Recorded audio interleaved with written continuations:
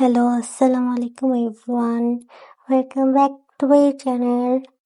আজকে আমি শেখাতে চাই কিভাবে সিঙ্গারা রান্না করতে হবে। সবার প্রথমে একটা বাটিতে 2 কাপ পরিমাণ আটা নিয়ে নিয়েছি।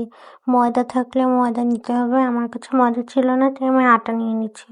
এরপর এটার মধ্যে আমি লবণ দিলাম এবং কিছু পরিমাণ কালো জিরা দিয়েছি।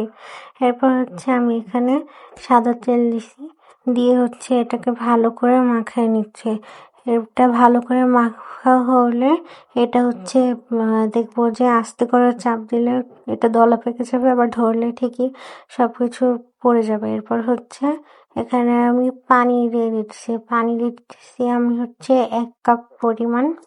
পানি যে যেভাবে যতটুকু লাগে, মানে ভালো করে মাখতে আটা নরম হতে যতটুকু পানির দরকার হয় ততটুকু পানি দিয়ে এটাকে সুন্দর করে মুছে নিতে হবে। আমার এখানে মোছা শেষ হয়ে গেছে, মানে আমার ডোটা বানানো শেষ হয়ে গেছে। এটাকে আমি রেস্টে রাখতে দেবো। এরপর আমি এখানে কতগুলো আলু নিছি। আলুগুলাকে সুন্দর করে ছোলা ছুলে নিয়ে আসছি। এরপর আমি এখানে আলুগুলাকে কাটতে গিয়ে এখানে হাতটা কেটে ফেলতে নিছিলাম।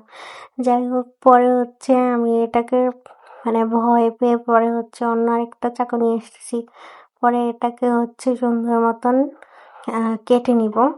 কাটবো প্রথমে লম্বা লম্বা করে নিয়ে এরপর আড়াআড়ি করে কেটে নিলে তাহলে আমি কিউব আকারে আলু পেয়ে যাব। তো আমার এভাবে সবগুলো আলু কিউব আকারে কেটে নিতে হবে।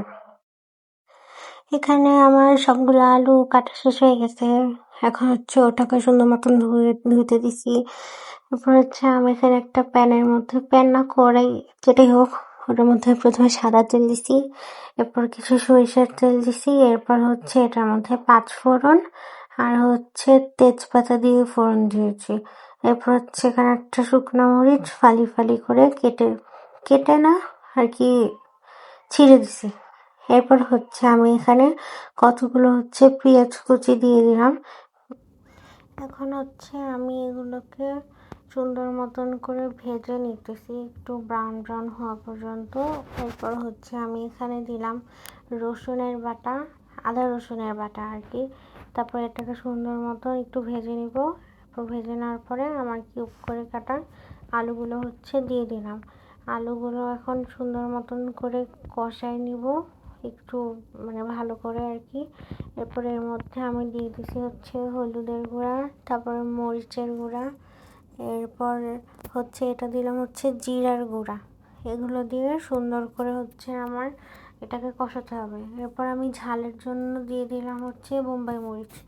আপনাদের ঝাল বেশি লাগলে বোম্বাই মরিচ স্কিপ করতে পারেন, বাট আমার এটা নাগা সিঙ্গারা, এর জন্য আমি বোম্বাই মরিচ ইউজ করছি।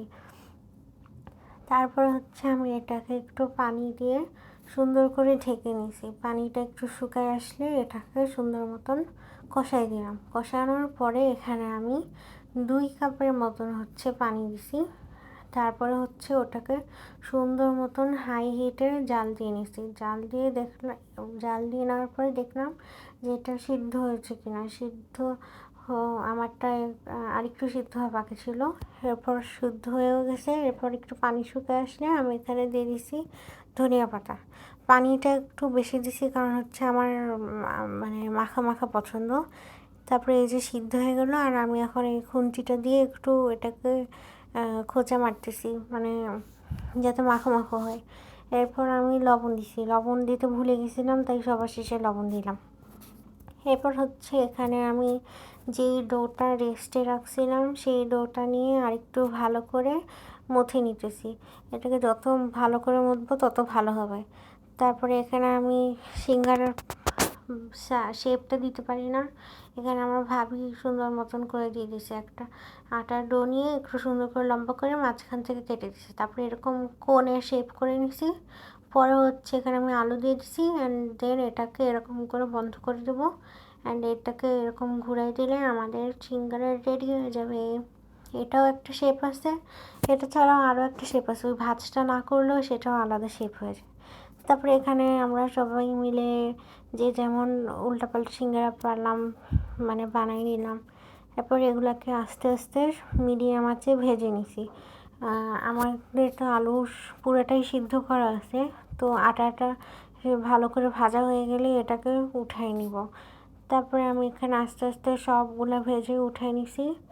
আর এই হলো আমার ফাইনাল লুক। অনেক মজা হয়েছিল এটা খাইতে। আপনারাও বানাবেন ঘরে। Good bye.